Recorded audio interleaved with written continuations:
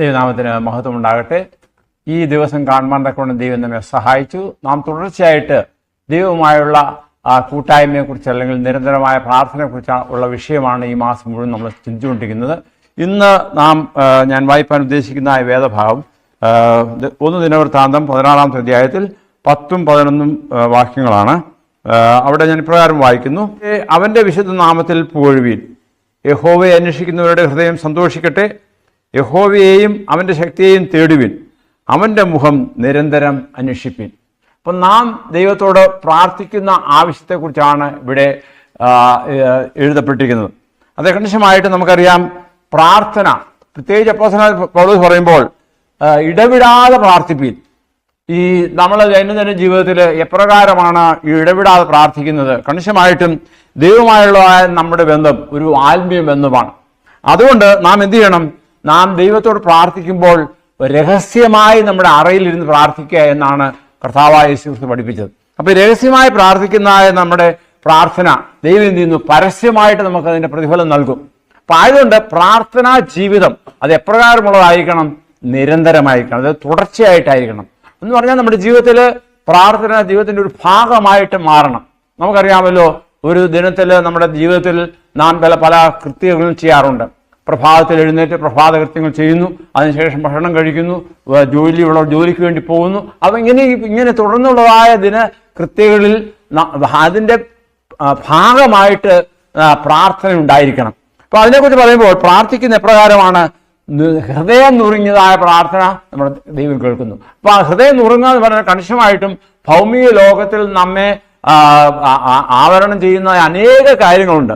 എന്നാൽ ദൈവത്തോട് നമ്മുടെ ബന്ധം അത് വളരെ ഈടാർന്ന്, അതായത് അതിനിടയ്ക്ക് വേറൊരു കാര്യവും വരരുത്. അതുകൊണ്ട് ആ ഒരു അവസ്ഥയെക്കുറിച്ചാണ്, അതായത് നമ്മൾ യശയ്യാപ്രവചനത്തിൽ വായിക്കുന്നുണ്ട്. 57 15-ാമത്തെ വാക്യം പറയുന്നത്, ഉന്നതനും ഉയർന്നവനുമായ ദൈവം, ആ ദൈവം എന്ത് ചെയ്യുന്നു? നമ്മുടെ മനസ്സിൽ, നമ്മുടെ ഹൃദയത്തിൽ വസിക്കുവാൻ തക്കവണ്ണം ആഗ്രഹിക്കുന്നു. അതുകൊണ്ട് നാം നമ്മുടെ എല്ലാ കാര്യങ്ങളിലും ദൈവസന്നിധിയിൽ നമ്മെ തന്നെ സമർപ്പിക്കുക. നമുക്കറിയാം, ഈ ഭൂമിയിൽ നമ്മൾ ജീവിക്കുമ്പോൾ നമുക്ക് ചിലപ്പോൾ അഭിപ്രായ വ്യത്യാസങ്ങൾ ഉണ്ടായേക്കാം. ഈ അഭിപ്രായ വ്യത്യാസങ്ങൾ ഉണ്ടാകുമ്പോൾ അത് കാര്യം ശരിയാണ്, ഓരോ വ്യക്തിക്കും അവരുടേതായ അഭിപ്രായം ഉണ്ടെങ്കിലും ദൈവവുമായുള്ള ബന്ധത്തിൽ നമുക്കൊരു ഈടാർന്ന ബന്ധമുണ്ടായിരിക്കുന്നു. പ്രത്യേകം പറഞ്ഞാൽ ഒരു റെക്കൺസിലിയേഷൻ ഉണ്ടായിരിക്കണം. അപ്പൊ അതുകൊണ്ട് ആ റെക്കൺസിലിയേഷൻ വരുമ്പോൾ കണിശമായിട്ടും നമ്മുടെ മനസ്സ് അത് ഇടുങ്ങിയതാകുകയല്ല, അത് തുറന്നായിരിക്കും. അപ്പൊ അങ്ങനെ ഹൃദയം തുറന്ന് ദൈവത്തോട് പ്രാർത്ഥിക്കുക. അത് പിന്നീട് ദൈവവചനം പറയുന്നത്, നാം പ്രാർത്ഥന എന്ത് ചെയ്യരുത്? ക്ഷീണിച്ചു പോകരുത്, മടുത്തു പോകാതെ പ്രാർത്ഥിപ്പിൻ. അപ്പോൾ ഒരു തുടർച്ചയായുള്ള പ്രാർത്ഥന, നിരന്തരമായ പ്രാർത്ഥന, മടുത്തു പോകാതെ പ്രാർത്ഥിക്കുക. അപ്പൊ ഇതെല്ലാം പ്രാർത്ഥനയുടെ ഒരു ഭാഗമായിട്ട് നാം കരുതുന്നു. അതായത് പിന്നെ പറയുന്നത്, നമുക്ക് ഈ ഭൂമിയിൽ നമ്മെ ദൈവത്തിൽ നിന്ന് അകറ്റുന്നതായ അനേക കാര്യങ്ങളുണ്ട്. ഉദാഹരണം പറഞ്ഞാൽ നമ്മുടെ അതായത് ചിലർക്ക് ദുരഭിമാനമുണ്ട്. അത് അഭിമാനം എന്നാണ് പറയുന്നതെങ്കിൽ അത് അവരുടേതായ വ്യക്തിത്വത്തിന്റെ പേരിൽ അല്ലെങ്കിൽ ഞാൻ എന്ന ഭാവത്തിന്റെ പേരിലുള്ള ചില കാര്യങ്ങളാണ്. ചിലപ്പോൾ വിദ്യാഭ്യാസം എന്ന ദുരഭിമാനമായിരിക്കാം, അല്ലെങ്കിൽ സമ്പത്ത് എന്നുള്ള ദുരഭിമാനമായിരിക്കാം. അപ്പൊ ഏത് തരത്തിലാണെന്നുള്ളത് നിങ്ങൾക്കറിയാം, നിങ്ങളത് മനസ്സിലാക്കണം. അപ്പൊ അങ്ങനെയുള്ള ദുരഭിമാനം ഉണ്ടെങ്കിൽ അത് വെച്ചുകൊണ്ട് നമ്മൾ ദൈവത്തോട് പ്രാർത്ഥിക്കാൻ സാധിക്കുമോ? ഒരിക്കലുമില്ല. പിന്നെ കൂടുതലായിട്ട് ചെയ്യുന്ന ഒരു കാര്യമുണ്ട്, സ്വയശക്തിയിൽ ആശ്രയിക്കുക. നമുക്കറിയാം, നമ്മുടെയൊക്കെ ജീവിതം എന്ന് പറഞ്ഞാൽ അത് വാടിപ്പോകുന്നത് പോലെ, ഒരു പുല്ല് പോലെയാണ്.